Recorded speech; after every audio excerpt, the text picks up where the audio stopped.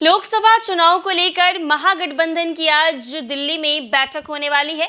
पशुपति कुमार पारस और मुकेश सहनी को लेकर बड़ी चर्चा हो सकती है। ये कहा जा रहा है कि पशुपति कुमार पारस और मुकेश सहनी आज महागठबंधन में शामिल हो जाएंगे और महागठबंधन से पशुपति कुमार पारस को 2 सीटें दी जाएगी तो मुकेश सहनी को 1 सीटें दी जाएगी। बता दें कि ये दोनों एनडीए से नाराज चल रहे हैं क्योंकि इन दोनों को एनडीए की तरफ से एक भी सीट नहीं दी गई है। लोकसभा का चुनाव होना है लेकिन महागठबंधन में अभी तक सीट बंटवारा नहीं हो पाया है। इसके बाद भी महागठबंधन में सीट बंटवारे का जो मामला है वो फंसा हुआ है। ऐसे में बुधवार को यानी आज कांग्रेस समेत गठबंधन के नेताओं की दिल्ली में बैठक प्रस्तावित है और संभावना जताई गई है कि बुधवार की शाम तक सीटों की घोषणा हो जाएगी।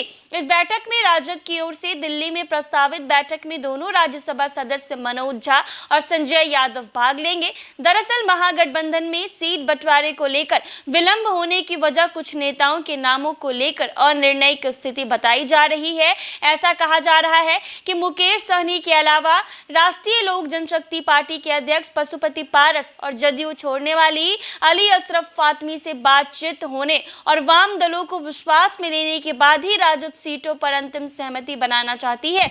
ऐसे में सीट बंटवारे को लेकर समय लग रहा है। वहीं कांग्रेस सूत्रों ने बताया है कि उनकी ओर से सीटों को लेकर कोई संशय नहीं है। पार्टी 9 से 10 सीटों पर चुनाव लड़ने को तैयार है और लोकसभा क्षेत्र के साथ उन पर लड़ने वाले प्रत्याशियों के नाम तय कर लिए गए हैं। ऐसे में बुधवार को दिल्ली में महागठबंधन के घटक दलों के नेता बैठेंगे। उसके बाद भी यदि सहमति नहीं बनती है तो पहले 2 चरणों के लिए सीट बांटकर उनकी घोषणा की जा सकती है। उधर महागठबंधन में सीट बंटवारा को लेकर जो चर्चा है उसके अनुसार राजद को 26, कांग्रेस को 8, माले को 3, रालोजपा को 2 और मुकेश सहनी को 1 सीट मिल सकती है। हालांकि आधिकारिक तौर पर फिलहाल कुछ नहीं कहा जा सकता है। ऐसे में अब ये देखना होगा कि आज बैठक के बाद क्या निर्णय लिया जा सकता है। तो आज महागठबंधन की बैठक है दिल्ली में और पशुपति कुमार पारस ने कल ही एनडीए से यानी अपनी केंद्रीय मंत्री पद से इस्तीफा दे दिया है और ये दोनों जो हैं वो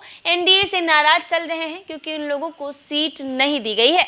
तो ऐसे में कहीं ना कहीं विश्वसनीय सूत्रों के हवाले से जानकारी सामने आ रही है कि पशुपति कुमार पारस और मुकेश सहनी महागठबंधन में शामिल हो सकते हैं और महागठबंधन से इनको सीट दी जा सकती है क्योंकि पशुपति कुमार पारस हाजीपुर के लिए लड़ाई लड़ रहे थे। तो कहीं ना कहीं महागठबंधन से शायद ये दावा किया गया है कि 1 सीट आपको हाजीपुर से दिया जाएगा। तो पशुपति कुमार पारस वहीं से ऑपोजिशन में चुनाव लड़ेंगे और कहीं ना कहीं लोकसभा का चुनाव अब सर पर है। सीट बंटवारे में पेच फंसा है। एनडीए ने तो सीट बंटवारा कर लिस्ट जारी कर दिया है लेकिन महागठबंधन में अभी तक सीट बंटवारे की जो खबर है वो सामने निकल कर नहीं आई है। लेकिन आज शाम तक सब कुछ आधिकारिक हो जाएगा और महागठबंधन भी अपने सीटों का बंटवारा कर देगा। ऐसे ही तमाम अपडेट्स के लिए बने रहें NBC 24 पर।